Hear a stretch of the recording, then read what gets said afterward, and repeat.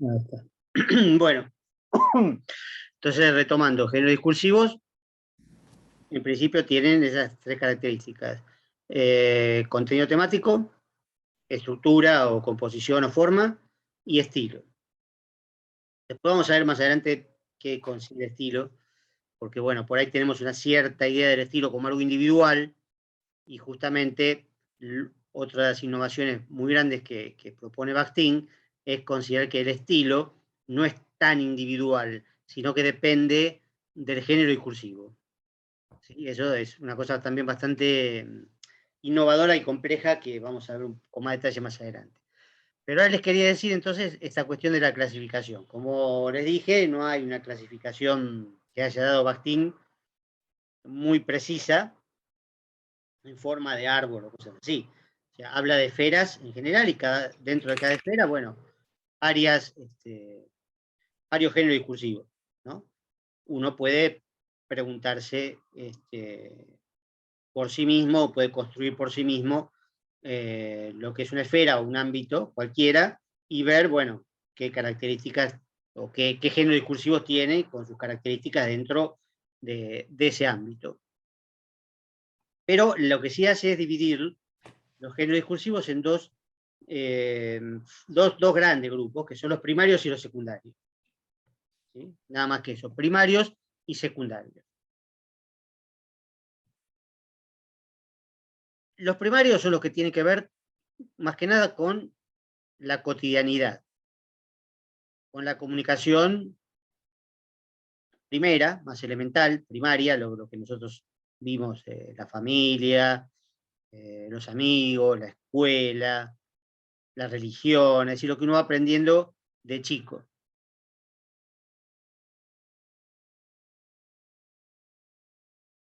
Generalmente, aunque esto no es obligatorio, pero generalmente suelen ser orales, ¿no? Es decir, hablados. Pero no es esto, por supuesto, obligatorio. Los ejemplos que dimos antes, un mail o una carta, ¿no? Un mail, un tweet, un TikTok, por supuesto, no son orales. Bueno, el TikTok sí tiene una parte oral y una parte visual, por supuesto. Pero en el caso de un mensaje de texto o de un mensaje de WhatsApp, están escritos, obviamente. ¿Sí? Pero hay cierto predominio de la oralidad, de todo lo que sea conversacional, bueno, pero es una característica pues, no importante, de todas maneras. ¿No? Lo más importante es que son de género más simples, más directos, y que tienen que ver más con la comunicación habitual, y son más sencillos también de aprender, más sencillos de desarrollar, de entender y de poder producir uno mismo también. ¿Por qué? ¿Qué pasa? En cambio, los géneros que se llama géneros discursivos secundarios, bueno, esos incluyen, por ejemplo, los géneros literarios. ¿No? Él dice eso, los géneros literarios, los géneros científicos, y habla también de los grandes géneros periodísticos. Ahí no da hay mucha información, entonces, mucha definición. Entonces, bueno, ahí uno se podría por ahí confundir. Los grandes géneros periodísticos, más que nada, aluden a las grandes investigaciones, por ejemplo, investigación periodística. ¿No? Es decir, una crónica compleja, cosas así, pero no el horóscopo, por supuesto, o una columna de cocina o deportiva. Esos siguen siendo primarios. ¿Sí? Ahora por ahí una editorial, un editorial, ¿no? Es masculino, que es la opinión formal del diario, una nota de opinión de un escritor, o una crónica investigativa de un hecho complejo. Bueno, esos pueden ser también géneros secundarios. ¿Sí? Los géneros literarios ya vimos cuáles son, ¿no? Novelas, cuentos, lo que sea.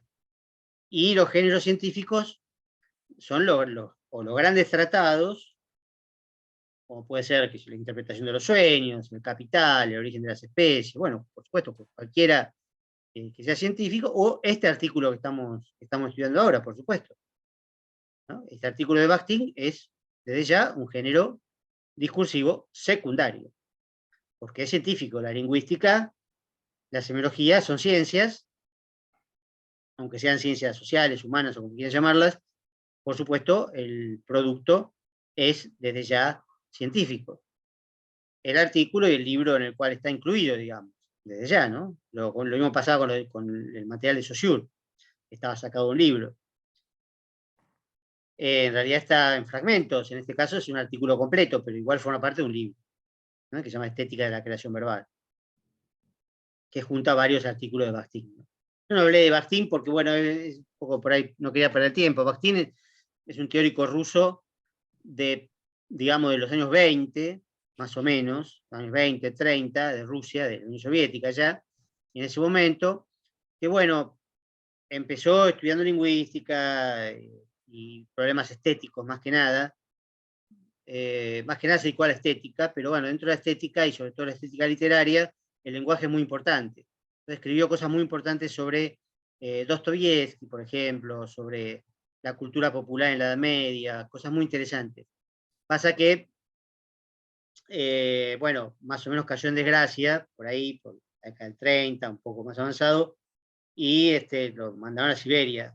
Fue a una cárcel ahí en Siberia, ¿no? No podía escribir, no podía hacer nada.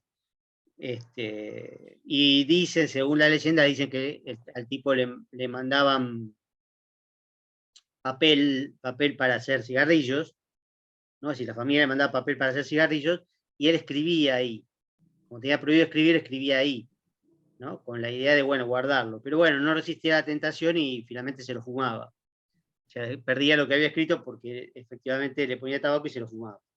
Entonces, bueno, lo guardaba en la memoria. Y cuando fue rehabilitado, allá por la década del 50, creo, fue rehabilitado, bueno, empezó a escribir de nuevo, ¿no? Fue profesor, digamos, profesor de secundaria, creo que fue, o sea, siguió el castigo, digamos, no se hubiera quedado en Siberia, pero bueno, no, lo mandaron a ser profesor en la secundaria, pero por lo menos podía escribir. Y en la década del 60 se puso bastante de moda en Francia, sobre todo. Lo agarraron los lacanianos y bueno, lo reivindicaron, fue todo una especie de boom y al poco tiempo se murió, digamos, ¿no? Pero bueno, es un tipo muy interesante, que sí escribió y publicó en vida, ¿no? Pero bueno, no lo quería explicar, pero bueno, se me ocurrió decirlo ahora. Entonces, estos géneros secundarios, lo que tienen como característica, al revés justamente de los primarios, es que tienden a ser escritos. Pero también tienden, porque puede haber géneros orales. Por ejemplo, una obra de teatro, obviamente se puede leer, se puede publicar, pero básicamente está para ser dicha, ¿no? En un teatro. Entonces, bueno, obviamente es oral en ese sentido, ¿no? Incluso un tratado científico, un artículo, una conferencia, ¿no? Hay conferencias muy complejas que son orales, ¿sí? Puede ser que estén escritas, puede ser que el autor las lea, pero la lee en voz alta, entonces es oral. Tampoco es una característica obligatoria que sea escrito, pero hay una tendencia a que los secundarios sean escritos. Ahora, igual esta diferencia no es, repito, muy importante. Sí hay algo muy interesante en cuanto a la relación entre los secundarios y los primarios, que es que los secundarios tienden a absorber géneros primarios. Fíjense, por ejemplo, una novela. En una novela hay diálogos muchas veces, ¿no? Puede ser que no, pero digamos, una novela típica, digamos, generalmente tiene diálogos entre los personajes. Esos diálogos, de alguna manera, reproducen conversaciones, ¿no? Como si los personajes fueran personas reales que hablan, ¿no? O sea, que toman un género primario, como es la conversación, y lo adaptan a lo que es el interior de la novela. Por supuesto que ya el género primario deja de existir como tal, y entonces queda dentro de la novela. Incluso hay novelas hechas con cartas, o donde pueden aparecer cartas, ¿no? Pero también están hechas por el mismo escritor, no hay cartas verdaderas, digamos, en la novela, sino cartas escritas por el mismo escritor que finge ese género discursivo, es decir, la estructura, la temática, todo lo que decíamos recién, el estilo, pero dentro de la novela. Incluso ya a esta altura hay novelas hechas con mensajes del teléfono, con mensaje de texto también, y WhatsApp también. Hay novelas enteras escritas con mensaje de WhatsApp, por ejemplo. Entonces, ¿qué pasa? Dejan de ser primarios, ahí se convierten en parte de los secundarios. Los secundarios como que los canibalizan, ¿sí? Y ya, por supuesto, entran en el género secundario, perdón. Y esto es muy importante por algo que vamos a ver después, que tiene que ver con los límites del enunciado. Pero eso nos va a llevar un poquito más de tiempo. Primero tenemos que plantear qué es el enunciado y ciertas características del enunciado, y después vamos a ver los límites también, si dónde empieza y dónde termina un enunciado, que es muy interesante lo que propone Bakhtin, ¿sí? Y bastante peculiar. Pero ahora nos interesa tomar el enunciado en su contraposición con la oración o frase, que nosotros ya, esto lo adelantamos, pero desde el otro punto de vista, cuando veíamos sintagma, ¿no? El sintagma es una noción de Saussure, y decíamos que justamente era una sucesión de signos, y que una oración podía ser un ejemplo bueno y concreto, bien imaginable, de un sintagma. Y adelantamos justamente que la oración, por supuesto, si un conjunto de signos está en la mente, no en la realidad, porque en ese sentido se transformaría en habla. Y el habla sería un enunciado. Bueno, ahora lo vemos desde el punto de vista de Bakhtin. Exactamente. Una cosa es la oración, otra cosa es el enunciado. Y él va a hacer esa diferencia, que se pueden hacerla en forma de tabla, ¿no? Es ideal, porque hay toda una serie de diferencias entre la oración y el enunciado. Después el enunciado sigue su camino solo, digamos, por decirlo así, pero la comparación con la oración es fundamental, porque justamente para Bakhtin le parece que la lingüística en ese momento se centra en la oración, cuando en realidad debería centrarse en el enunciado. Porque, repito, para él, ahí en el enunciado se construye verdaderamente el sentido, no en la oración, ¿sí? En el enunciado. La oración es un conjunto de signos, efectivamente, y como tal no tiene autor, ni se dirige a nadie. Para Bakhtin el enunciado siempre tiene un autor, un emisor, que más adelante vamos a llamar enunciador, pero con otro sentido más complicado. Pero el enunciado siempre lo dice alguien. ¿Sí? El enunciado está formado por palabras concretas. Y las palabras las dice alguien. No puede ser que no la diga alguien. Así sea en un extremo una máquina o lo que fuera. Pero él no está pensando en eso. Está pensando en seres humanos, en individuos, en sujetos, ¿no? Y agrega, además, el enunciado siempre está dirigido a alguien. Siempre tiene un destinatario. Quizá no llegue, eso es verdad. Puede ser que no llegue a su destinatario, pero lo tiene.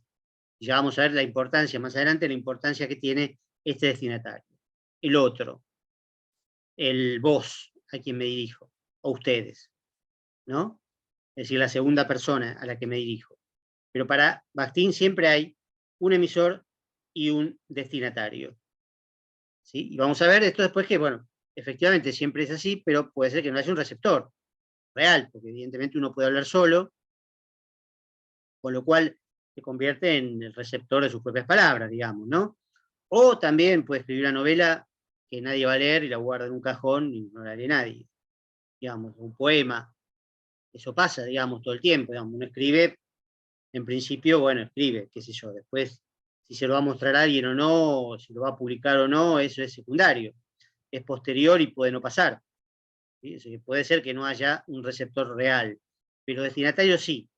Se escribe para alguien o para algo, y este algo es provocar cierta reacción en el otro.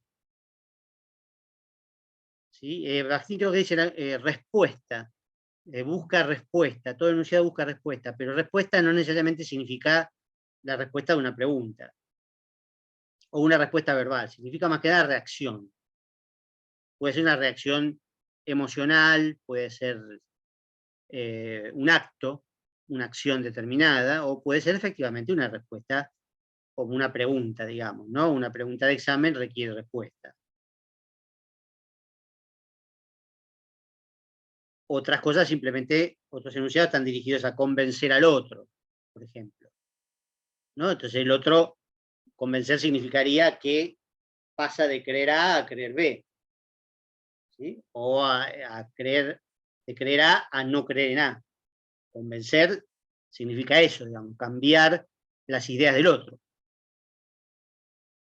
Pero puede también provocar algún tipo de reacción emocional, como puede ser afecto, puede ser miedo, esperanza, qué sé yo.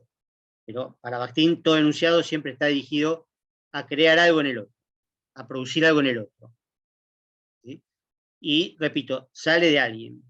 Siempre tiene lo que se llama un autor, ¿sí? O un emisor, podemos decir. La oración no tiene emisor ni receptor. La oración es una estructura abstracta, totalmente abstracta. Neutra, dice también. La oración es neutra. Es decir, no tiene valoración. No incluye una valoración de lo que se dice, una apreciación de lo que se dice. Mientras que el enunciado sí. El enunciado siempre implica algún tipo de valoración respecto de lo que se dice. Es decir, uno habla desde su propio punto de vista, y ese punto de vista implica una valoración, implica ideas, implica incluso ideología. Uno habla siempre desde un lugar físico, por supuesto, desde ya, que lo vamos a ver, eso también, que implica un lugar físico. Pero en realidad habla desde un lugar, en realidad, ideal, ¿no? Imaginario e ideológico. Cuando uno dice, ¿desde dónde hablas? Bueno, hablo de tal lugar. Bueno, pero no es un lugar físico, no es la ciudad o el pueblo donde está, sino de una postura determinada, ¿no? Moral, política, estética, etcétera, ¿no? Y acá un ejemplito vendría bien, porque sirve para varias cosas, ¿no? Una oración puede ser, qué feo día que hizo, ¿no? Qué feo día que hizo. Es una oración posible en castellano, correcta en castellano. Qué feo día que hizo. Ahora, sin contexto, sin saber cuál fue la intención del autor, sin saber a quién está dirigida, el significado de esa oración no existe. Es cierto que la lengua nos da un significado fijo, ¿no? Que el día fue feo y que la persona está exclamando eso, que el día fue feo. Ahora, hoy fue un día precioso, digamos, igual que ayer. O sea, obviamente no tiene mucho sentido. ¿No será irónico? Sí, puede ser irónico. Entonces, evidentemente, el significado es completamente distinto. El sentido es distinto, ¿no? En realidad, al revés se usa más, ¿no? Cuando es un día muy feo y alguien dice, qué lindo día nos tocó para salir, ¿no? Bueno, ahí se usa más, ¿no? Ese lindo día, obviamente no significa lindo día, porque estaba lloviendo, había tormenta, frío, lo que fuera, y justo salimos ese día. Bueno, entonces ahí la ironía se nota más. La ironía vamos a ver más adelante, en la parte práctica, que es decir lo contrario de lo que se quiere decir. Pero esto implica toda una paradoja. Porque claro, la oración significa una cosa, pero el enunciado puede significar lo mismo u otra cosa, lo contrario. Y fíjese, qué interesante, es ahí entonces, en el enunciado, donde está el verdadero sentido, no en la oración. La oración tiene un significado fijo, pero no es obligatoriamente el significado del enunciado. Otro ejemplo, que vamos a volver muchas veces sobre este ejemplo,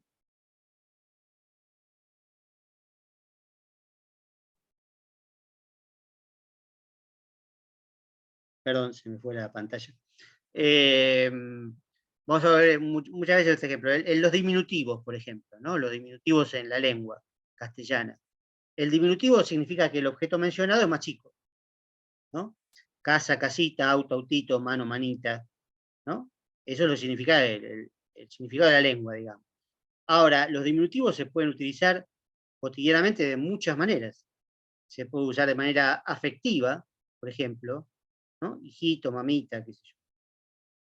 Incluso en otras circunstancias donde no son el hijo y la mamita, ¿no? Pero bueno, digo, se pueden utilizar en muchas circunstancias. Se puede usar de manera despectiva también, ¿no? Chiquito, ¿qué haces? ¿Qué me hablas? ¿No? Y no es porque sea chiquito, es porque lo estoy gastando, me estoy burlando, me estoy agrediendo. Y se puede usar de manera irónica también, ¿no? Uno está con alguien y ve pasar a un vecino en un Porsche, ¿no? Un vecino que uno sabía que era un rata, y de repente pasa con un Porsche, ¿no? Y entonces uno le dice, mira el autito que se compró este. Bueno, no es un autito el Porsche, ¿no? Entonces ahí en ese autito está condensado un montón de significados. Irónicos, porque es un autazo, obviamente, pero además toda la historia, digamos, ¿no? Toda la historia, el tipo era un rata y de repente aparece con un Porsche. Bueno, algo raro hizo, está en algo raro, se ganó el loto, como mínimo, ¿no? Por decirlo así. ¿Sí? Entonces ahí autito, ¿sí? El diminutivo, en cualquier caso, o casita también, ¿no? No es la casita que tiene, y es un caserón, en realidad una mansión, pero uno le dice casita, ¿no? Irónicamente, pero con un montón de matices más también. Entonces, lo que está en la lengua no sirve para nada. Lo que sirve es cómo se lo usa en el enunciado. ¿Sí? Es más, no voy a dar ejemplos, pero los insultos, ¿no? Hay insultos típicos entre nosotros, por ejemplo, que funcionan como insulto o funcionan como elogio, ¿no? Tranquilamente, si Messi hace un golazo y uno dice, pero qué hijo, ¿no? Y obviamente no es un insulto para Messi, al contrario, es un elogio. Y sin embargo, sería un insulto, ¿sí? Como palabra o expresión o sintagma, sería un insulto, pero evidentemente se puede usar en este caso de manera elogiosa. Y así con muchas cosas. Dice Bastín, no sé si en este artículo o en algún otro, dice, bueno puede significar malo, malo puede significar bueno, lindo puede significar feo, feo puede significar lindo, según el enunciado, según el género discursivo y según el contexto real en donde esto ocurra, independientemente de lo que dice el sistema de la lengua. ¿Sí? Esto es muy interesante, porque vamos a desarrollarlo largamente, ¿no? Pero eso es lo que dice Bastín, mi palabra, yo uso mi palabra, la usaron muchos antes que yo, está cargada de un montón de significados, ¿sí? Yo puedo usarla de otra manera, cargarla, recargarla con más significados, pero va a seguir después su camino y otros van a usar esa palabra con otro significado más, ¿no? Entonces mi palabra es de los otros anteriores y de los otros posteriores. Y mía también, circunstancialmente. Pero yo me apropio de esa palabra de manera circunstancial, ¿sí? Y la hago circular. Y los significados circulan con ella. ¿Sí? Algunos caen, otros se agregan. ¿Sí? Pero, digamos, la palabra no es de nadie. Por supuesto, no es de nadie. Eso también, en eso sí puede coincidir quizás con Saussure. Saussure habla de los signos. ¿Sí? Y habla de que los signos son fijos. Entonces, claro, no son de nadie porque son de la lengua. Pero en este caso se trata de palabras, se trata de expresiones, se trata de enunciados. Y son enunciados cambiantes. Aunque la base de la oración sea aparentemente la misma. Porque la oración es la misma. Pero dicha de distintas maneras significa distintas cosas. ¿No? Es decir, distintos enunciados. Por eso, en cierto sentido, cada enunciado es único. Porque cada vez que se dice, cambió algo. O puede cambiar algo. Después vamos a ver qué es lo que cambia. Pero se llama así la parte práctica. Pero en realidad, teóricamente, podría ser así.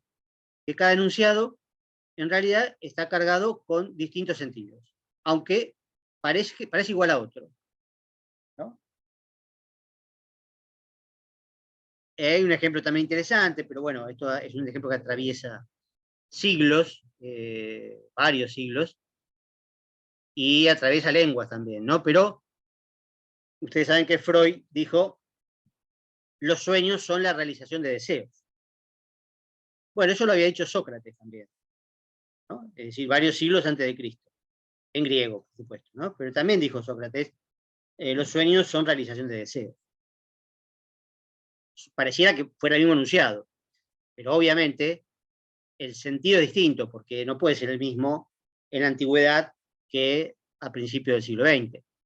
Evidentemente, si bien hay cierta influencia y si bien hay cierta relación entre lo que dicen Sócrates y Freud, no tiene el mismo sentido porque no es lo mismo la teoría de Sócrates, bueno, la teoría de Platón, en realidad, ¿no? La teoría platónica que la teoría del psicoanálisis de Freud, ¿no? Eso es muy interesante también. Otro ejemplo interesante que está de moda, por diversas razones, muy interesante es este también, que es bueno decirlo. Hay algo, dicen que Margaret Thatcher tenía en su, la famosa primera ministra inglesa que bueno, hundió al general Belgrano durante la guerra de Malvinas, ¿no? Tenía en su oficina una frase famosa, un eslogan liberal famoso que es: la sociedad no existe, ¿no? La sociedad no existe. Y eso, bueno, en principio, para la ideología liberal significa que existen individuos, nada más. Individuos que se agrupan libremente, en familias, clubes, asociaciones, lo que sea. Pero la sociedad como un conjunto no existe, ¿sí? Es un invento. Esa frase, ese enunciado, que es típicamente liberal, lo puede decir un marxista también, ¿sí? Un marxista también puede decir la sociedad no existe. ¿Pero por qué? Porque lo que existen son clases sociales. Es decir, no existe la sociedad como un todo, efectivamente, existen clases sociales, ¿sí? Entonces, en la famosa frase que se dice siempre, todos estamos en un mismo barco, bueno, es mentira, estamos todos en un mismo barco. En todo caso, estamos como el Titanic, digamos, ¿sí? Los ricos están arriba y los pobres están abajo. Por eso se murieron todos los pobres. Y los que sobrevivieron eran todos ricos, ¿sí? Es decir, están en el mismo barco, pero tienen privilegios. Los que se mueren son los pobres, por eso se muere el pobre Jack también, ¿no? Porque era pobre, en realidad, ¿no? Porque no podía subir a la tabla, porque podía subir a la tabla, en realidad. Cabía en la tabla, digamos, pero se tenía que morir porque era pobre. Era así. No podían vivir juntos. No podían amarse toda la vida, porque era pobre. Bueno, pero digamos, esa frase, la sociedad no existe, se puede interpretar de una manera o de otra, ¿sí? Por ideologías contrapuestas, digamos, ¿no? Ideologías totalmente contrapuestas. Si depende de quién la diga y en el contexto en que la diga, va a tener un sentido completamente distinto. Y sin embargo, la oración, la frase, es la misma. Está compuesta por los mismos signos. Cuando esos signos se transforman en enunciado, cambia totalmente el sentido, ¿sí? Porque hay un autor determinado, el autor tiene determinada idea, determinado punto de vista, y lo dice con determinada intención, ¿sí? Que después lo puede explicar si quiere, ¿no? Por supuesto. Lo puede explicar o no. Puede explicar o no. Es más frase, es más célebre como eslogan liberal, digamos, desde ya. Pero puede coincidir tranquilamente con otro punto de vista opuesto, pero por razones distintas, ¿sí? Y en contextos distintos. Bueno, sigamos. La oración. La oración tiene como contexto otras oraciones, ¿sí? Puede estar suelta, puede ser una oración suelta, o puede estar rodeada de oraciones, de otras oraciones más. Mientras que el enunciado tiene como contexto la realidad. El enunciado está situado en la realidad, porque la comunicación es un hecho real, que sucede entre individuos.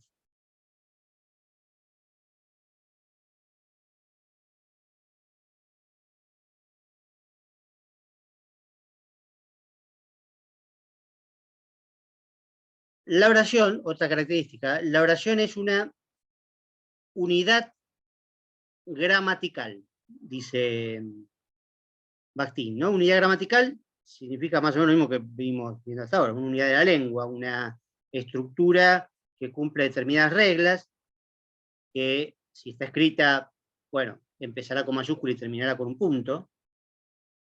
Oralmente, por supuesto, no tiene mayúscula y punto, pero se nota la oración por una pausa, ¿no? Que uno hace entre oraciones, hace una breve pausa, salvo los locutores, pero normalmente cuando uno habla, digamos, las oraciones se distinguen porque uno hace una breve pausa cuando termina, y después vuelve a empezar otra oración, ¿no? Se nota, digamos. Yo tengo una melodía propia, una figura tonal propia, cuando es una afirmación, por ejemplo, que es pareja, o cuando es una pregunta, ¿no? Cuando es una pregunta que es levemente aguda hacia el final, ¿no? En castellano incluso puede tener la misma estructura una afirmación que una pregunta, ¿no? Tranquilamente, se distingue solamente por la figura tonal, o si está escrita por el signo de interrogación. Digo esto porque en inglés las preguntas generalmente necesitan un verbo auxiliar al principio, ¿sí? En la oralidad un poco se pierde, pero en principio hay que poner do o das, ¿no? Para que se vea que es una pregunta. Pero en castellano no, puede tener la misma estructura, lo que pasa es que es un poquito más aguda al final.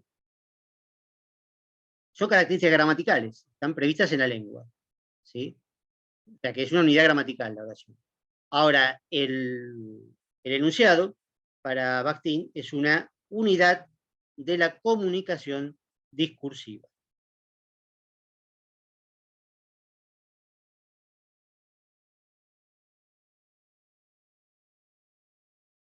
Esto es, bueno, digamos, es como decir lo mismo que decíamos al principio respecto a los géneros discursivos. O sea, los géneros discursivos están formados por enunciados, decíamos al principio de toda la clase. Ahora lo vemos de otro punto de vista. El enunciado justamente es una unidad de la comunicación, una unidad que está dentro del género discursivo. Que incluso hasta en el límite, y dependiendo del género discursivo, podría no ser gramatical. El enunciado podría no ser gramatical, es decir, no tener características correctas desde el punto de vista gramatical. Por ejemplo, la poesía, ¿no? La poesía que es muy libre, en la actual sobre todo, ¿no? La poesía contemporánea, se puede escribir de muchas maneras, y puede no respetar las reglas gramaticales, tranquilamente. Y sin embargo, es válido totalmente. Dentro de su género discursivo, es válido totalmente. Que se entienda es otro problema, por supuesto, porque es poesía, un fenómeno estético, complejo, ¿no? E incluso hasta más todavía, otro ejemplo, por ahí no tan extremo como el de la poesía, pero muchas veces oralmente, cuando uno habla, eh, cuando da un discurso o incluso una clase, muchas veces no respeta la gramática, porque al hablar, bueno, uno no puede por ahí respetar totalmente la gramática, por ahí se olvida de que el sujeto era plural y usa un verbo en singular. Bueno, comete errores gramaticales todo el tiempo cuando está hablando improvisando, ¿no? No cuando está leyendo, sino cuando uno va improvisando. Y entonces eso es lo que se llama como figura retórica anacoluto, que es justamente romper la estructura gramatical, pero que de todas maneras se entiende igual. Todo el tiempo estamos rompiendo la estructura gramatical cuando hablamos, ¿sí? De hecho, si lo tuviéramos que transcribir, ¿sí? Cuando se transcribe hay que corregirlo, porque si no, a veces no tiene sentido, parece, escrito, porque es totalmente distinto. Cuando se desgraba algo, no sé si ustedes alguna vez habrán tenido que desgrabar una clase, una entrevista, por ejemplo, a veces, ¿no? Cuando uno hace una entrevista a alguien, ¿no? Y como periodista, y después la va a desgrabar, y digamos que encuentra, sí, un montón de errores en lo que el tipo dijo, incluso hasta las propias preguntas también. Entonces, lo normaliza un poquito, ¿no? Lo gramaticaliza un poquito, ¿sí? Para que efectivamente sea un poco más claro. Pero oralmente se entendía. Profe, Oralmente se entendía, sí, perdón. ¿sería algo parecido a eso que dice como editar la información? Claro, bueno, sí, sí, al transcribir editás, pero en realidad corregís. Pero, Claro. pero bueno, editar es más amplio porque puedes sacar una parte, puedes cambiar el orden, etc. Y eso, editar es más complejo. Pero en principio lo que haces es corregir los errores gramaticales para que quede bien escrito desde el punto de vista gramatical. Nada más que eso. No, porque si no queda feo escrito. Ahora se usa cada vez más la transcripción automática y se retoca un poquito nada más y queda horrible. A veces no se entiende nada. Uno lee una entrevista y no entiende nada. Y eso es porque se hace automáticamente. Y por ahí alguien lo retoca un poquito, pero no está verdaderamente editado, como vos decís. Entonces no se entiende. Pero probablemente en la charla se entendería perfecto. Si estuviéramos escuchando la charla entre los dos, como tercero, ¿no? Y la charla entre los dos, y seguramente se entendería porque hay tonos, hay gestos, hay un montón de cosas que ayudan a la parte oral.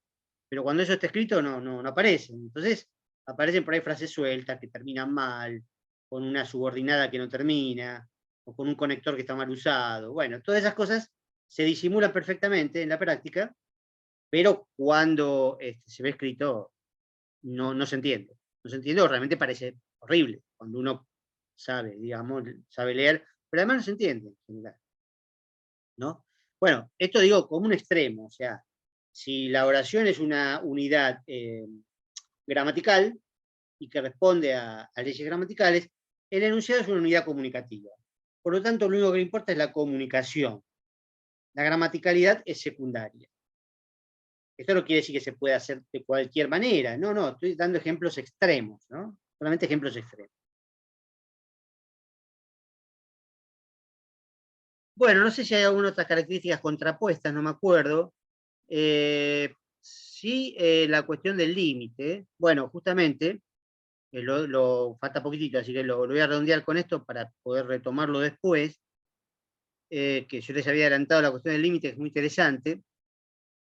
Si digo que la oración es justamente una unidad gramatical, como marqué recién, sus límites están puestos por un principio y un final, ¿sí? Después, antes puede haber otra oración y después puede haber otra oración, ¿no? Y el contexto son esas otras oraciones que hay antes y después. Pero, ¿cuáles son los límites del enunciado para Bakhtin? Y esto es lo interesante. No sé si lo voy a poder explicar todo bien, pero mejor así dejo el gancho para la semana que viene como una serie. Para él, el límite de los enunciados está dado por el cambio de sujeto discursivo, por el cambio de hablante. Es decir, cuando uno empieza a hablar, empieza el enunciado. Cuando termina de hablar, recién ahí termina el enunciado. O sea que fíjense que puede tener un montón de oraciones, puede tener una palabra sola, puede tener una exclamación, o puede tener millones de oraciones.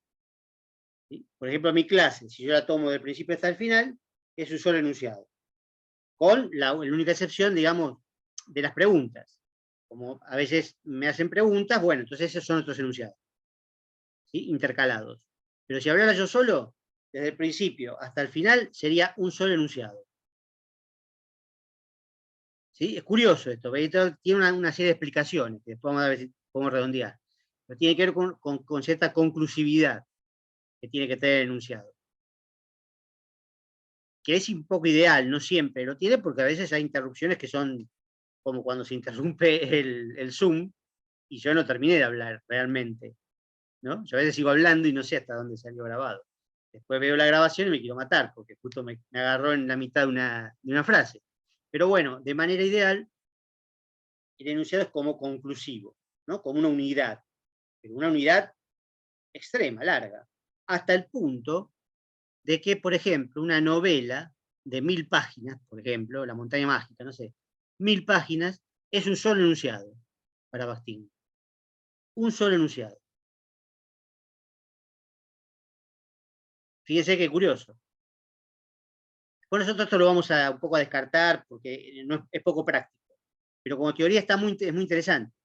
Si en la parte práctica no lo vamos a usar así, pero como teoría es muy interesante. Y después, bueno, lo vamos a repasar. Ahora sí se me va a cortar. Así que la clase que viene repasamos, por supuesto, esto último, y en general el artículo. Y después vemos algunas otras cosas más sobre el enunciado que no falta mucho, no falta mucho. Pero de todas maneras, toda la clase que viene va a ser solamente Bakhtin, no creo que empecemos con Benveniste. Así que bueno, los saludo, buena semana y buen fin de semana. Cualquier cosa nos comunicamos